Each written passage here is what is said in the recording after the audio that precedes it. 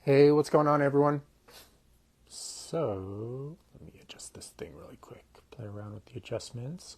I'll just wait a little bit for a few people to jump in, and then we'll rock and roll on our weekly live. Boom. Okay. Levy, let me know. Good to see you here. Let me know if I pronounce your name correctly. I'm pretty terrible with names, if you haven't noticed already on a bunch of my live. Jeremy, good to see you as well. I saw a few other people come in.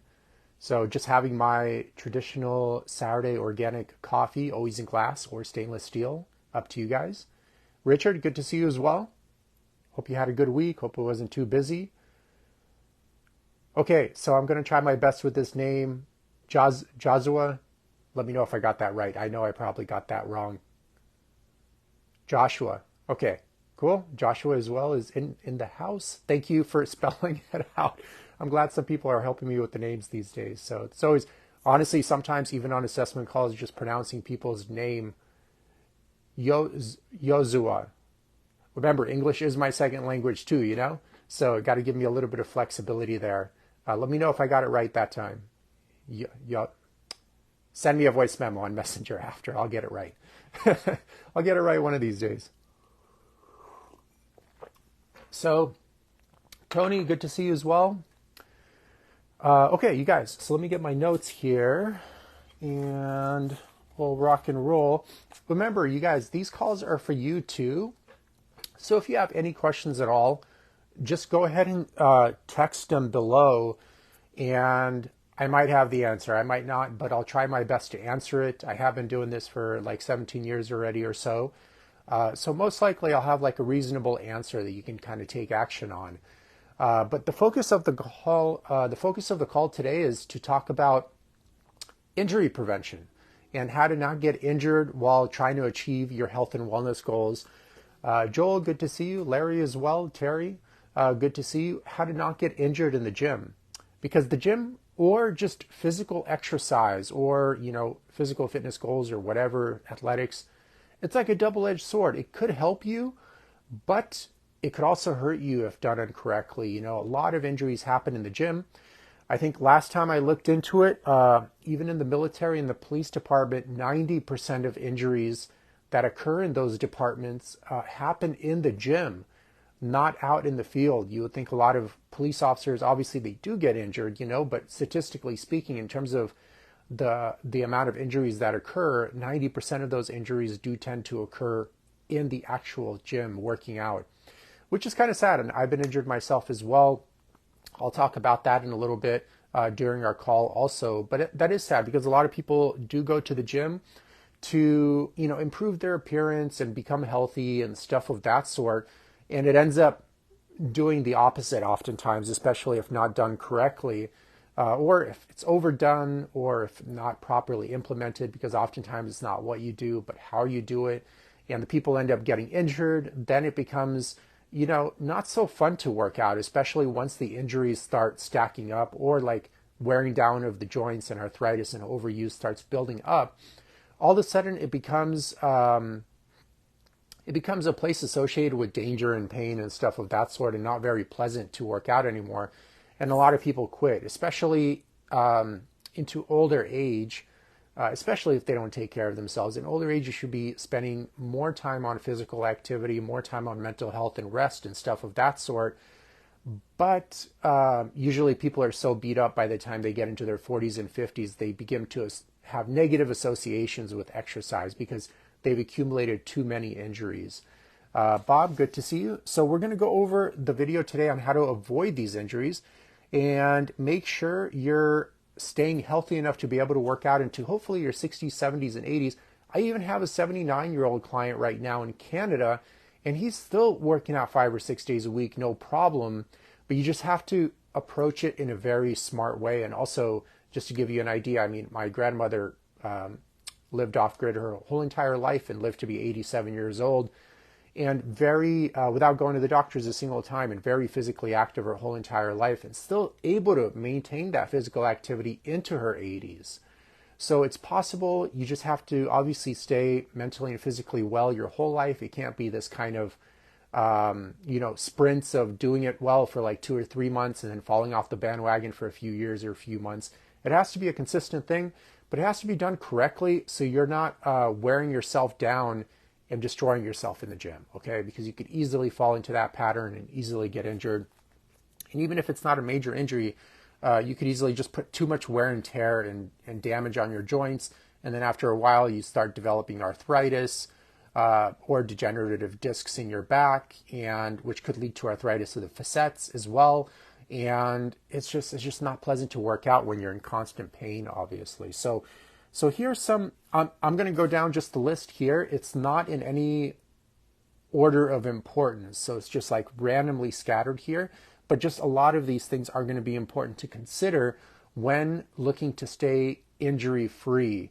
And let's go over one at a time. And again, if you guys have any questions at all, feel free to ask right away, and we'll go for it from there. So first and foremost, it all starts with a, well, it doesn't all start, but one of the important variables, once again, not in any specific order here, it comes down to good program design. And this is super important, and this requires obviously a thorough assessment to know the person's background, if they have had injuries, if they currently have had injuries but have recovered from them, or have had injuries and are currently in like a sensitized state, so the tissue happens to be very sensitive and still able to fall into cycles of pain easily, what their starting position is in terms of their posture, if they have excessive upper cross and lower cross syndrome, etc., or flat neck or military neck or sway back, or uneven and unsymmetric hips, for example, like a hip hike or shoulder hike is very common, especially with people that don't have a proper desk adjustment at work, and you see one of their shoulders tends to be higher than the other, which creates imbalances eventually in the whole entire body in a long enough time frame. So just these little things, as well as, are they currently physically active, et cetera, are important to consider. But a good program design is going to be key. And you're not going to be able to get this off of just watching like a random person online. It really needs to be well thought out, and it usually is broken down into quarterly goals, which are then divided into monthly goals, which are then divided into weekly goals, which are then divided into daily goals, and how you structure your daily workouts and stuff of that sort. So I found great success with the general population of doing a undulating periodization program. Of course, how you set this up is going to vary heavily from person to person and their current starting place and their goals and stuff of that sort. Mayor, good to see you. Thank you for jumping in all the way from Netherlands. Hopefully it's going well there. Never had a chance to visit, but definitely looks super beautiful. So good program design is important to consider. Some things to be careful of is following people online that haven't ever met you, that are even possibly actually competent. But the problem is they, once again, never met you. And if they never met you, they don't know your exact goals, your exact starting place. So it's really tough to give you actual advice. So the best scenario I would recommend for you guys is, reach out to someone that does have a knowledge in that, or become your own mechanic and study that area extensively. But by studying, I mean actually pick up books, go to pubmed.gov, read up on studies, and most importantly, probably take courses from time to time as well. I've done many of those over the years. And most importantly, like implement and see what works well for you and what helps you achieve your goals. Because at the end of the day, also, you don't want to get too stuck in scientific dogma and too static in that area, and want to be flexible enough to be able to customize things to your specific needs. So on top of good program design, another thing to consider is good exercise selection for your goals and your starting place. So first you have to be obviously clear on what your goals are, right? And then based on that clarity, you can select, you can establish good program design, and you can decide on a good exercise selection. So there are a myriad of tools that can get you to where you want to go. And you want to select which tools will get you there the fastest and have the least amount of risk associated with it. So, for example, I don't know, I'm just going to pick a random exercise here, but let's say you wanted to build very beautiful and developed quads, right? The upper leg muscle. So you have a few exercises to select from here, quite a bit actually, but just the some popular ones are like the barbell back squat, the barbell front squat as well. Then the myriad of variations of heel adjustments. So you can, have an elevated heel to an inch, 2 inches, etc., etc. Also, you have the machines. So the leg press machine, the hack squat machine, the leg extension machine. You could do it single leg, double leg, sumo stance, narrow stance, knees in front of the toes, in the middle of the foot, etc., etc. I mean, there are a million variations, and you would need to select which variations work best for you personally, okay? And then also determine the risk to reward ratio. So barbell back squat, of course, nothing wrong with the exercise, but it is a very technical exercise that I feel pretty much 9 out of 10 people actually shouldn't be doing until they're thoroughly educated on proper biomechanics, and then also correct a myriad of postural imbalances that they most likely have. So for example, it wouldn't make sense for a person with upper cross syndrome, for example, that has excessive shoulder slouching, excessive forward head posture, to be loading that, to be vertically loading that posture with external weight before correcting that, because then you're just reinforcing and loading pathology, right? And then also typically if a person has a lot of these dramatic postural deviations, they typically don't know how to move properly, or they're very sedentary, so you have a lot of passive tissue creep, etc., etc. So the chances of injury actually increase tremendously. So the first goal would be actually to correct all of that, and then after that's corrected, to teach a person proper movements, so in this case the squat, or other, as Paul Chek would say, primal pattern movements, just very, very basic movements of how to lunge properly with just body weight first, right?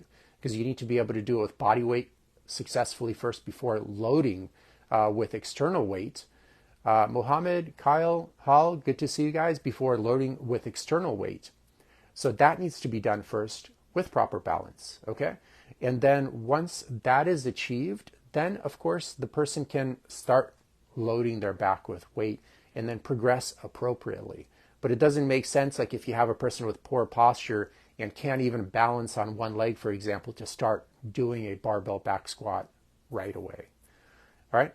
So some other things to consider in terms of program selection is maybe if you want big and beautiful quads, maybe a barbell back squat is going to be good for you, but maybe, like a leg press would be a great exercise for you too, or a hack squat or a leg extension, or a combination of those, because one big advantage of doing a leg press, for example, versus doing a barbell back squat is you don't have a tremendous amount of weight that has to go through your entire spine to be able to train your quads.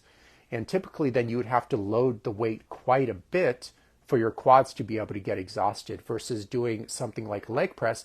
The weight pretty much goes straight to your quadricep muscles. The weight is much closer to the targeted muscle, and you don't have to actually load the back at all pretty much. And I would say, as long as you're instructed properly on making sure not to lift your tailbone off of the pad on the eccentric motion, it's actually a very safe exercise. And then you could reintegrate the core into your legs doing some other safer movements versus a barbell back squat. Nothing against a barbell back squat, of course. You're welcome to do it. I'm just saying most people shouldn't do it based on their current starting place currently, unless they're willing to hire a person to show them how to do a barbell back squat properly. And in-person coaches are going to be really tough to find that are even going to be able to know how to do that properly themselves, and plus correct all of those imbalances that a typical average American citizen has before loading the back up with a lot of weight, okay? And I would say aesthetically too, like honestly, I do have really big quads as well. I don't do barbell back squats at all. I mainly focus on hack squats, I do belt squats from time to time, and also the leg press, variations of the leg press. I'm still able to climb mountains and do a lot of nature-related stuff and athletic stuff just fine. Of course, I'm not competing in the Olympics, but that's also not my goal. And I found it actually much easier to build size and aesthetic appeal in the quads doing like variations of the leg press, for example, and the hack squat in particular, versus doing a barbell back squat or a barbell front squat, for example. So exercise selection is important, and that is so variable from person to person in terms of what they're competent with and in terms of their injury background as well. Some people, if they had a bad lower back injury, well, some people are never going to be able to return back to doing barbell back squats unless it's very, very light. But then again, you won't probably get the stimulus you need to really get the muscle to grow in that case, maybe. And once again, back pathologies is so variable. What does the person have? A posterior disc bulge, anterior, Schmoll's node as well, spondylolisthesis, etc., etc. Do they have, rubbing of the facets that are causing arthritic pain upon extension, or what is it? It varies so much. And once again, that's why it's key that you guys understand, especially when taking information from people online, that they never met you personally. And when they don't know you in your exact circumstance, it's basically impossible to give you exact advice on what to do. That's why a lot of people hit a lot of plateaus or get injured following people online. Because once again, even if they're super competent, does this mean they never met you? So how do they even know what advice to give to you personally? Except, it's just common sense at that point. Imagine walking into your doctor's office and they don't even talk to you and they're like, here, take this medication. It's like, hey, I actually have knee pain. I don't need an antidepressant. I just need a painkiller for my knee or something of that sort, But once again, they don't know your exact circumstance. There are no absolutes in anything health and wellness related. So it varies. So you really have to have the individual in front of you to be able to give them exact advice on what to do. And that's why assessments are so important as well. I typically spend around 3 hours assessing my clients up front before even beginning a program, and then another hour or two on continued assessments during the program together, which is typically 6 months long.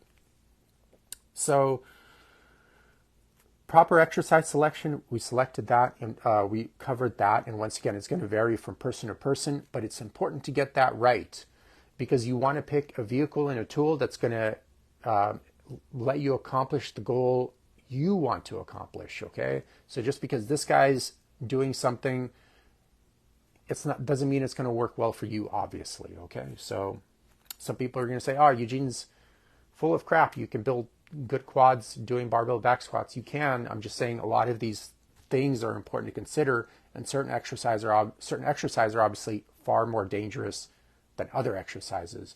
But any exercise is dangerous when a person doesn't know what they're doing overall, right? So Lisa, welcome. Hugo, welcome. Give me a second, guys. I'm just going to grab my coffee here. Okay, so that goes on to the next point. So we covered good program design is super important for injury prevention. Proper exercise selection, picking the right tools, the exercises to get you what you want to achieve. And also in terms of program design too, it's important to consider, like, you got to be clear on your goals, right? If you're trying to aesthetically improve your physique and have a great looking physique, you want to structure that program that way. And then you want to select those exercises that way too. And one thing I forgot to cover on exercise selection is, the battle between isolation versus integration. There are pluses and minuses of each system. So in integration, for example, let's say you're trying to train your chest, but you're trying to integrate everything, right? You're trying to have good functionality. You do like a standing cable fly or standing cable press, or like an alternative, which is what I personally don't like to do, is like a stability ball press of some sort, whether it's with dumbbells or barbells, simply because it's a little bit cumbersome to get to set up. And I never actually seen it happen. I've never had it happen with me personally, but I'm always afraid the ball will pop, So I try to do standing cable presses. So that's an example of integration. And integration is important to have good biomechanics, because your body, you could divide it into individual muscles for descriptive purposes, but really when it functions throughout real life, your body should be viewed as just one big muscle and organism with a lot of passive and active tissue that need to all work in tandem with one another to be able to safely move your body, and then also allow your body to move external objects as well without getting injured. So when you're doing like a standing chest press, standing cable chest press, for example, or cable fly, which many of you have done, I'm sure, you're integrating your core, your balance, even your calves, your chest, pretty much your whole entire body to be able to stabilize yourself, to be able to push that weight forward, right?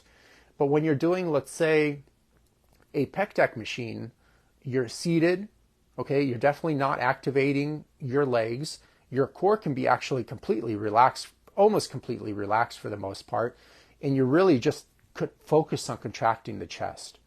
There are pluses and minuses of each system. When you do full integration, I find it is tougher to get a mind-muscle connection with a specific isolated muscle like the chest. So when you're standing and doing that cable fly or cable press in a standing position, your central nervous system has to flex all of your muscles because it sends these electrical signals to those muscles to coordinate their contraction and relaxation to be able to have you stand upright against gravity, right? And when it's sending out signals to so many different muscles, it's hard to really focus on any one muscle. But when you are seated in a pec deck machine, for example, although you're still using not just your chest, you're going to be using a little bit of your biceps, your rotator cuff, etc., but you're using way less muscle. So the central nervous system can concentrate more, get you a better mind-muscle connection on the targeted muscle group, in this case, the chest. And sometimes that is the better solution for some people. Sometimes it's not. Like, for example, if a person has a lot of, like Larry mentioned, his message right here is, this explanation is perfect for me in regards to my recent, he probably meant to write lower back surgery. So it's tough to know what's causing Larry his lower back. Once again, the phrase lower back pain, it's an umbrella term that almost means nothing. It's kind of like the equivalent of saying my car doesn't start. Okay, like it could be a million of reasons of why your car isn't starting. It's the same thing with lower back pain. So is the person shear intolerant? Is the person extension intolerant, abduction intolerant, compression intolerant? Does he have pain when he bends forward or when he extends back too much? Also, the degree of movement is important to consider too. Does he maybe just have pain in the morning, possibly stenosis, that disappears throughout the day or stays throughout the day? Or is in the morning, disappears throughout the day, and comes back at night? There's so many different scenarios. That's why assessments are so important. And with this example, isolation versus integration, if the person is standing but shear intolerant, meaning when there's pressure like this between the joints, I actually brought this thing. When shear intolerant, meaning let's say the person had an injury in their L5, S1 disc, right? So common. And whenever you have that injury, let's say it's a posterior disc herniation to the left side or the right side, whatever. Okay, now the volume in that disc has disappeared a little bit depending on the severity of the injury, right? And unfortunately, as this thing pops out, let me see. So you can see here, we got like a disc bulge to the right side, posterior lateral right side of the back. Over time, if you don't keep aggravating this injury and you find pain-free movement or pain-free positions, your body will actually metabolize this area on its own and it will disappear. But unfortunately, the material inside the nucleus pulposus, it's kind of like a gel-like substance, is gone, right? Depending on the severity of that herniation or protrusion, whatever you want to call it. And the loss of the height of the disc is diminished permanently. That doesn't mean you have to suffer with pain for the rest of your life. It's not true. And in fact, the large bulk of majorities, even severe back pain clients, can recover if they do the proper protocols without having a surgery. Okay, And even McGill would say, 90 plus percent of people that have low back injuries don't even need surgery. If they're willing to have the patience and willing to educate themselves and, find the right people, et cetera, to help them recover. So as the disc material, the treated material gets metabolized, the height of the disc is lost. And a lot of times people lose stability in that disc too. So in that case, sometimes with the standing chest press, if the person is extra sensitized, especially coming off of back surgery, a recent back surgery like Larry, that might cause actual pain. So it's important to integrate it, but safely, so possibly use a very light weight, but then you might not be getting the right stimulus. But if you do want to get the right stimulus and not provide that shear pain, maybe doing a pec machine might be right for that given circumstance. And then you can work on reintegrating everything later on, et cetera, et cetera. So it all depends so much. And that's why there are no exact answers. There are no absolutes. And whenever anyone says, just do this one thing, if you have a back problem, just do this one, just stop listening to them.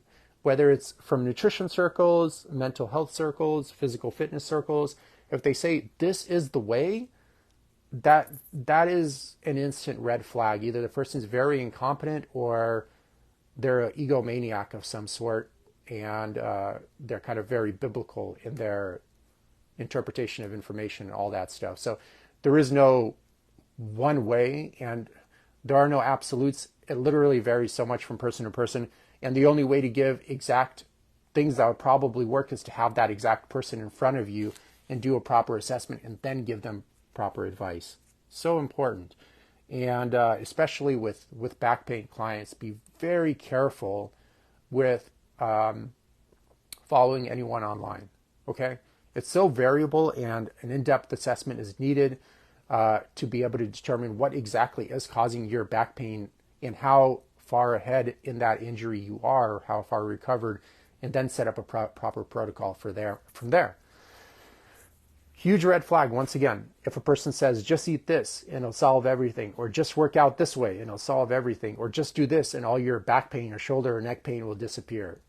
Stop listening to them right away. Not credible source of information at all. At all.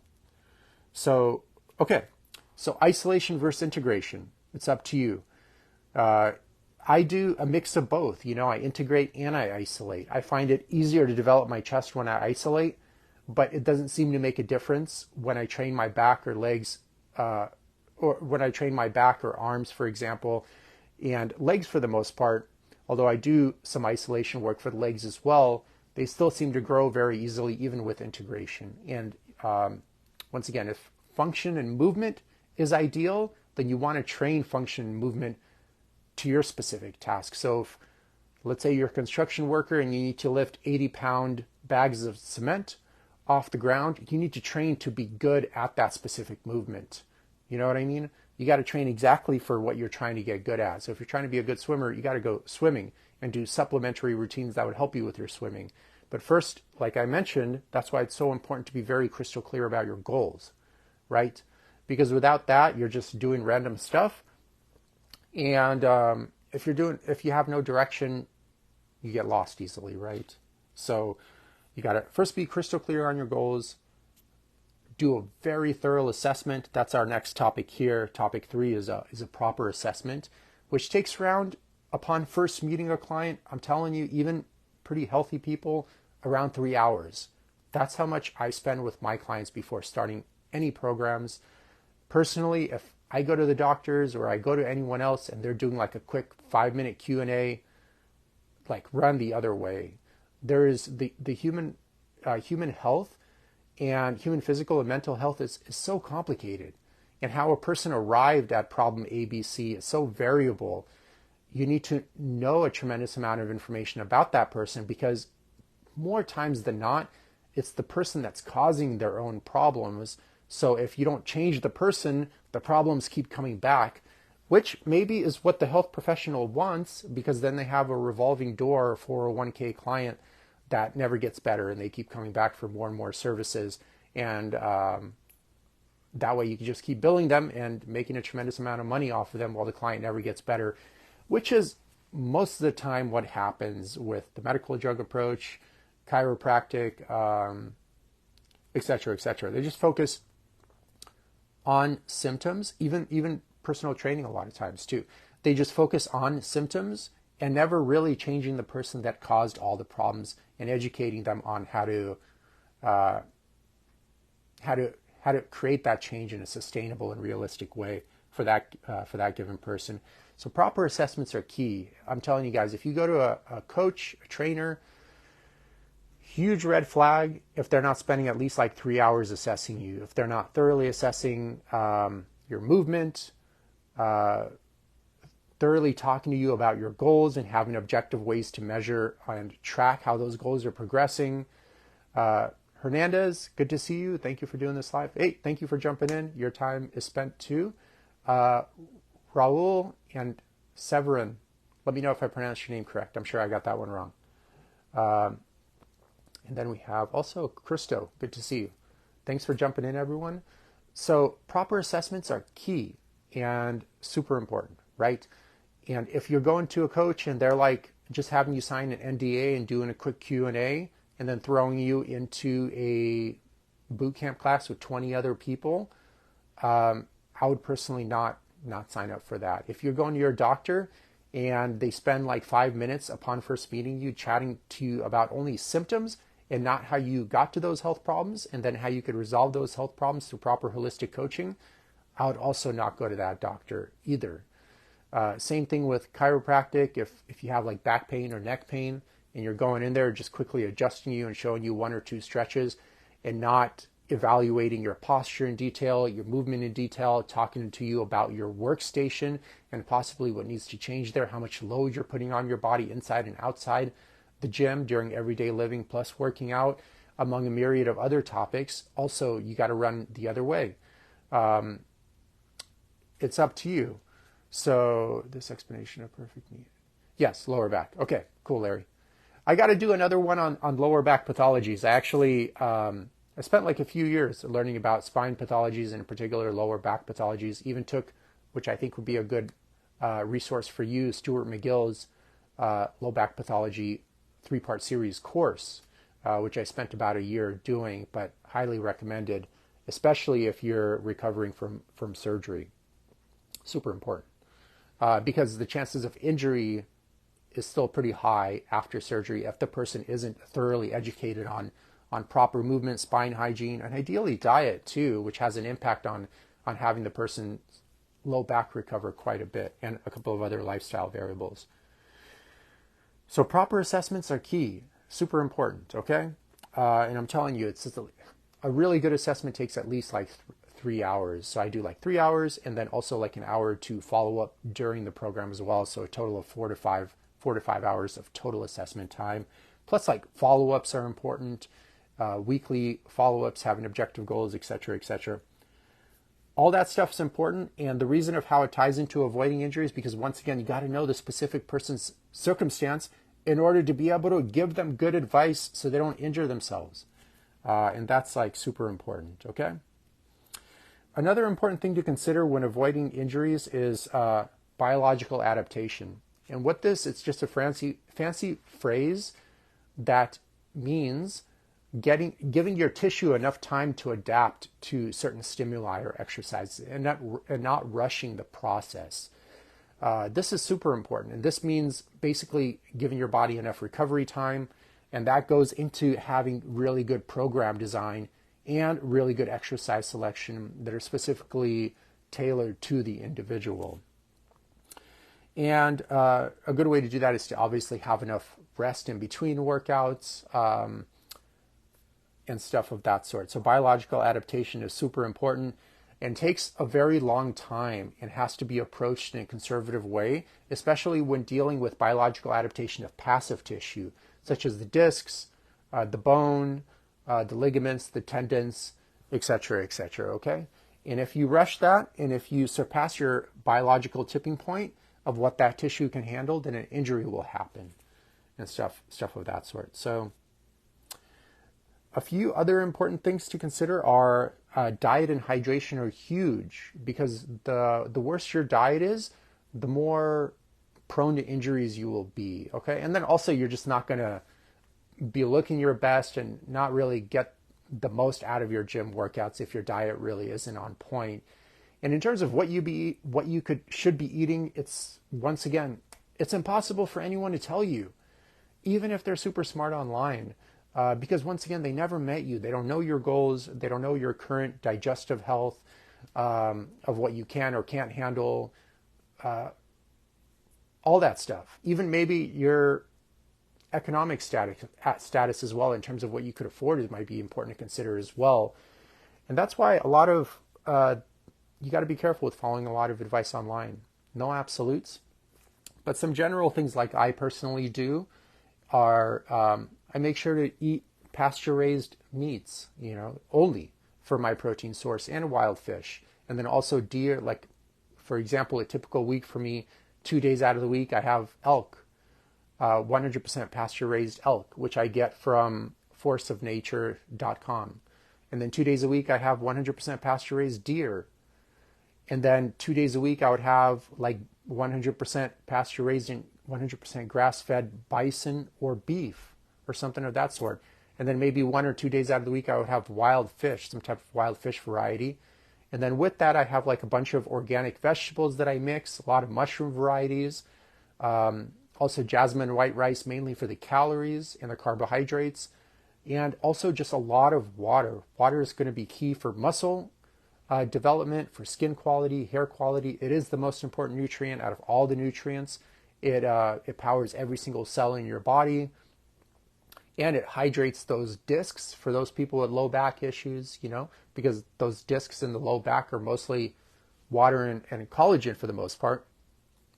So it helps keep them plump. Obviously, when you're dehydrated, the first place your body gets water or liquids from are your passive tissue, your discs, your tendons, your ligaments, etc., etc. Also, the muscle density will look much flatter too. For those people that are worried about their aesthetics and having good dense muscle, if you're well hydrated, you notice the muscle just looks a lot fuller and bigger. So it gives you a more like muscular appearance and stuff of that sort. It'll help you with your digestion too, and keep you regular as another byproduct, and a myriad of other things. It's just overall a good idea to stay well hydrated. I try to drink around 3 to 4 liters a day. I get it from my Berkey. It's always filtered, never from tap. And I definitely try never to drink out of plastic ever. That's huge.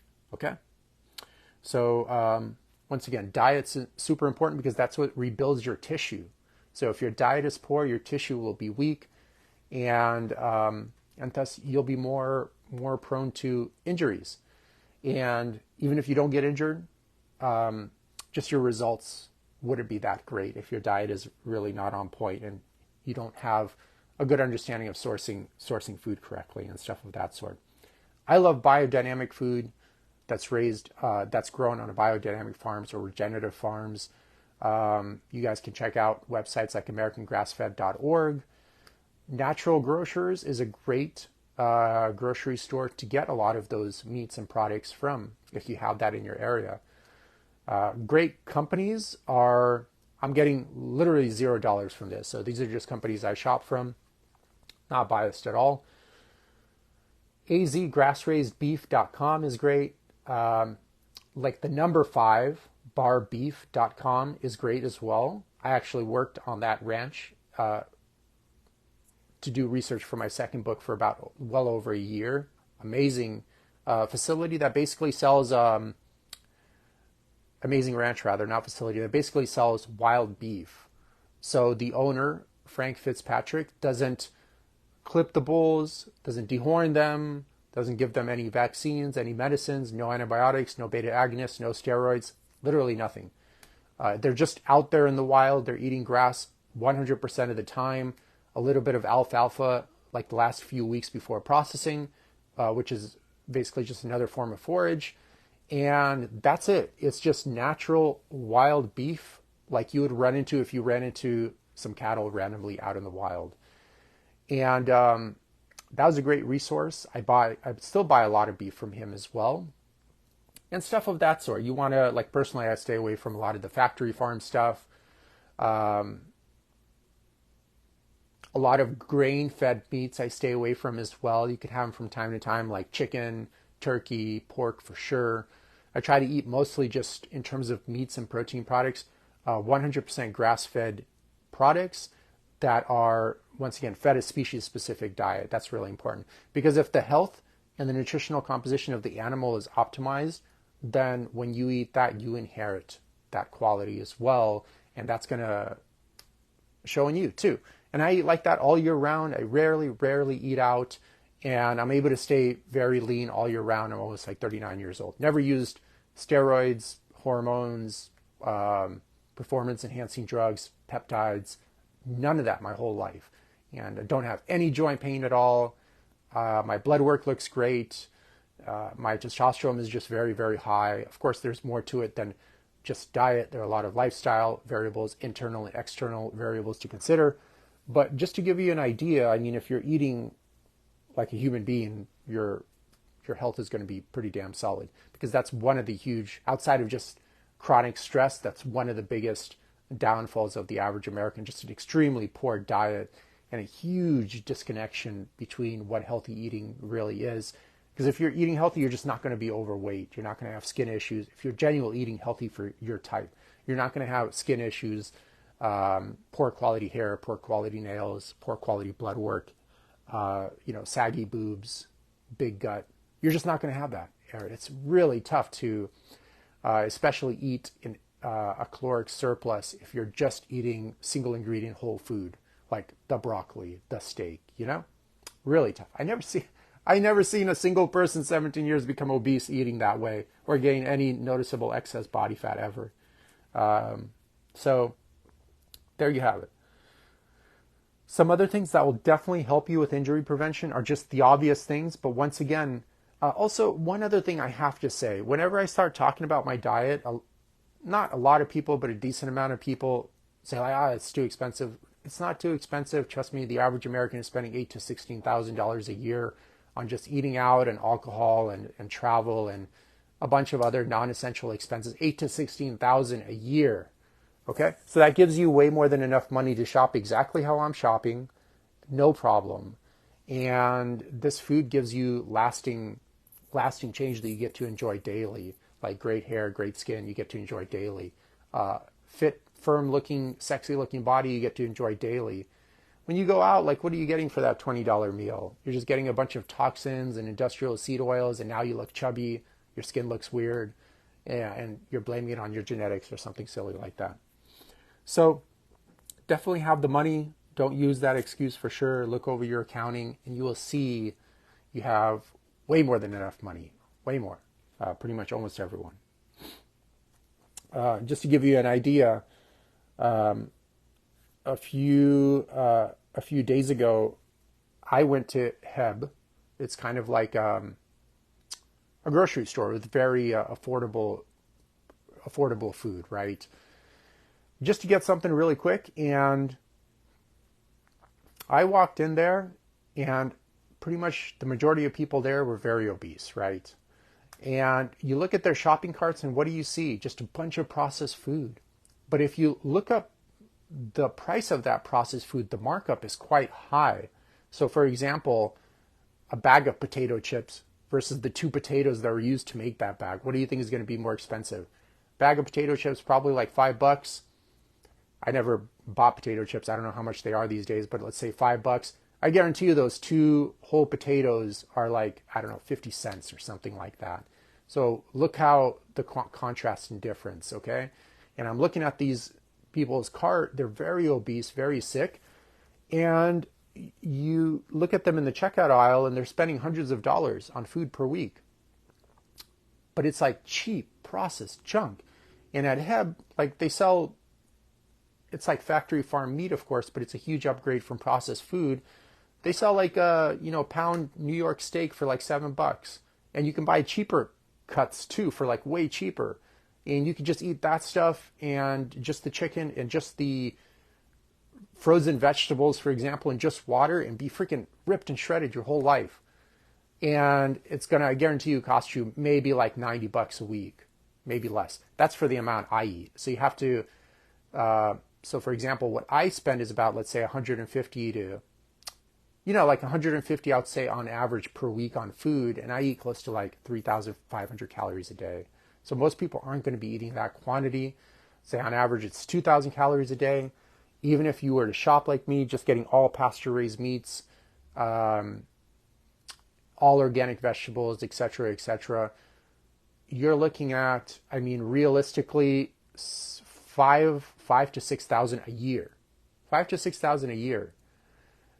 And it's the same people that say they don't have money for that, but they do have 8 to 16,000 a year for, travel and stuff like that. And it's kind of, they're a bit lost on their priorities, okay, and stuff of that sort. So I would say, optimize your mental and physical health first, and then and spend the money on that, and then if you have any remaining money, spend it on other stuff. But you got to remember, most important thing is your mental and physical health. I know a lot of people say that's the case, but their actions speak differently.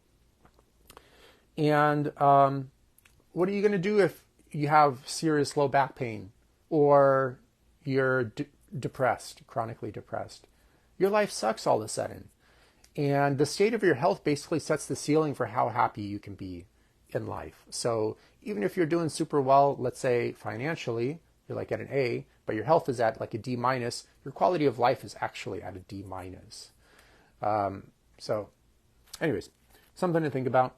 So other things to consider, sleep, right? Sleep is going to really help you just improve the quality of your life in general, improve your appearance a tremendous amount, improve your mood a tremendous amount, definitely give you way more energy, obviously, but it's also going to help you prevent injuries because, once again, biological adaptation is important, and if you're not getting proper sleep, that tissue isn't being repaired, and if you're under a rigorous training schedule, that just compounds the problem even more, and thus increasing your chances of injury a tremendous amount.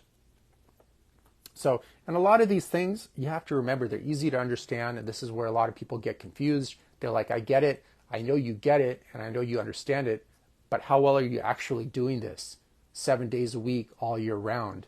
I would say almost no one, because 9 out of 10 American adults in America right now are metabolically sick. It's estimated by 2030, which is right around the corner, 50% of Americans will be obese. That's like obese. And if you count obese and overweight, it's probably close to 90% of Americans at that point. No one is doing any of this stuff, I guarantee it, if they're very overweight.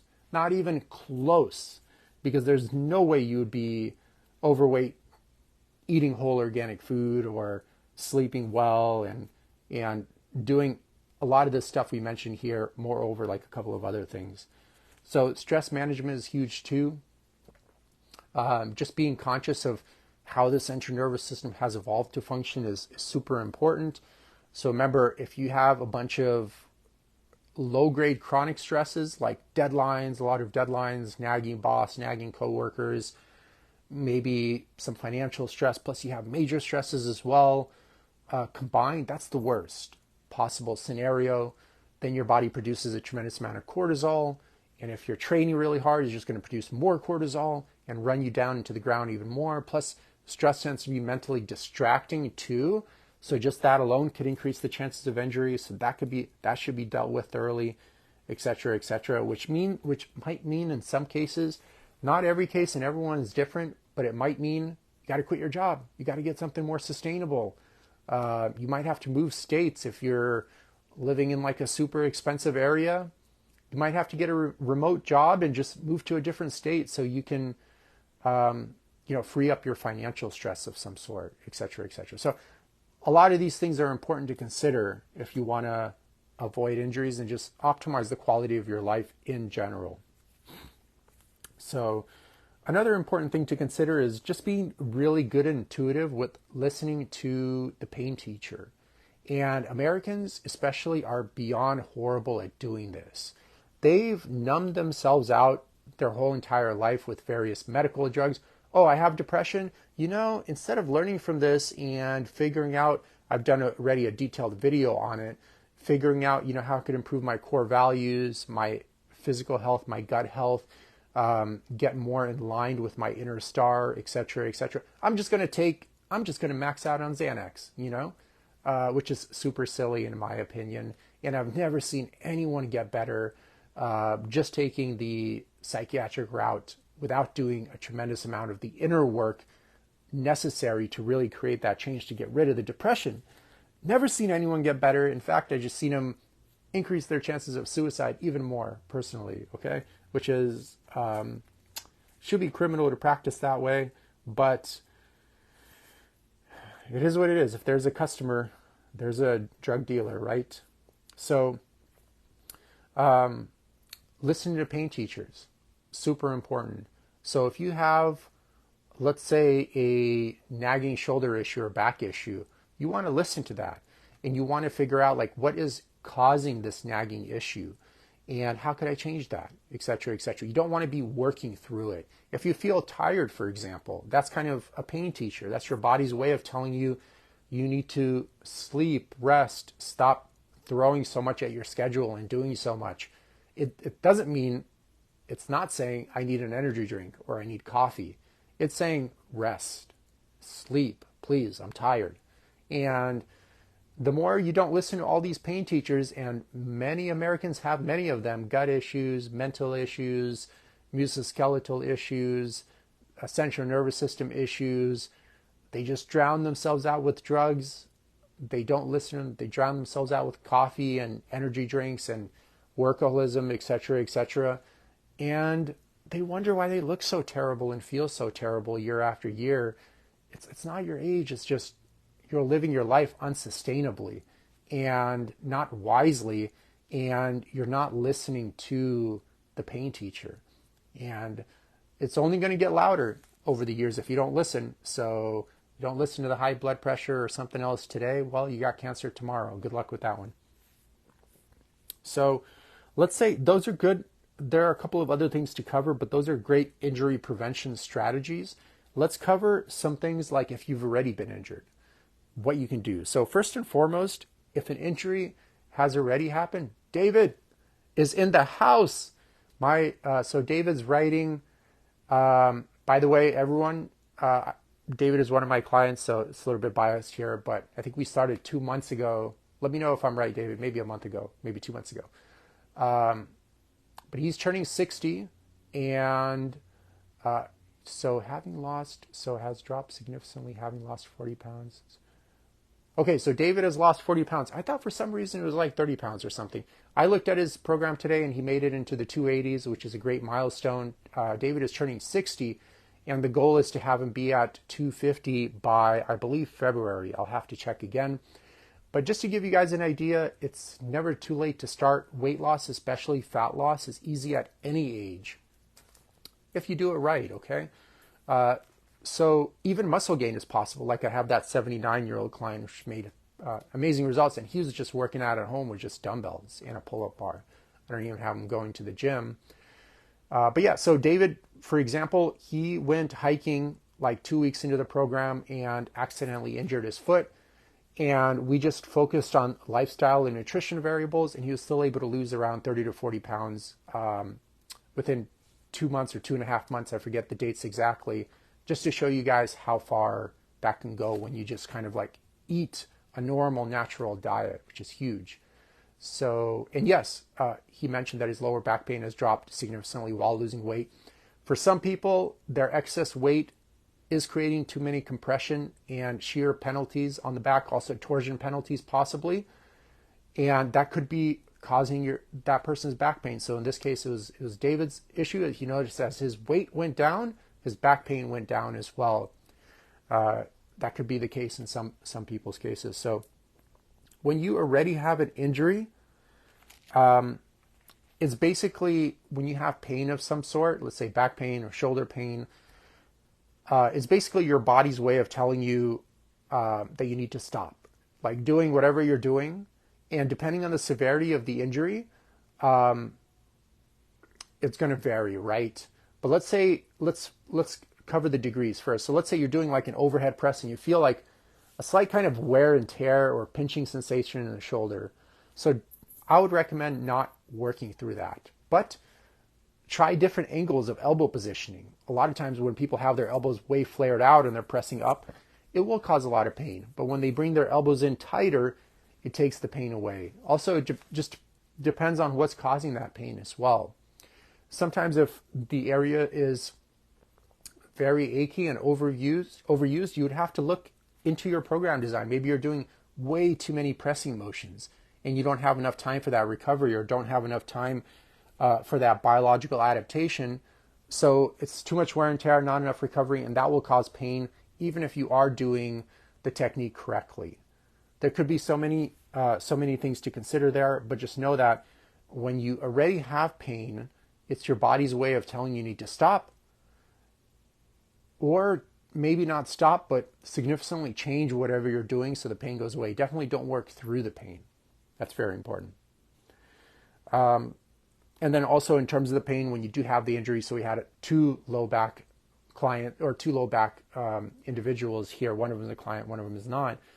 But it's important to, once again, do a thorough assessment. So when you do have an injury, like I took McGill's 3-part series course, I mean, it takes like close to, with the Q&A and the actual mechanical assessment, it takes close to like 2 hours to thoroughly figure out what's causing the person's low back pain, and then the degree of which the pain they're under, and then how long it would take to recover from that. So if they're in a tremendous amount of pain, then the first thing to do is to desensitize that area by identifying the pain triggers, avoiding the pain triggers until the area is desensitized, and then also educating the person on proper movement and proper spine hygiene, for example. And then once the area is desensitized enough, then slowly reintegrate exercise. I would most definitely recommend hiring someone for that. Definitely don't try to do it on your own, unless, once again, you're going to do a lot of education on your own and become your own mechanic, which needs to go way above and beyond just watching your favorite Instagram personality. You need to be reading books in detail. I'm trying to get a bookshelf here. I actually have probably a bunch of these books here. Wish I could show you guys. But I did mention them in a couple of other lives regarding back pain. I'll post that in the comments section. But it's important to read those thoroughly, learn the anatomy of the low back and all connective tissue, the nerves going into the low back as well, and all the passive and active tissue surrounding that area, and how they function as a team to stabilize the spine. And stuff of that sort. So another thing that I personally avoid is taking like anti-inflammatories when I'm injured, simply because inflammation is your body's way of healing the tissue. So if you take an outside source, it could interrupt actually the healing process and stuff of that sort. So there's so much more to cover, but guys, I hope that has a good, thorough understanding of how to avoid injuries, right?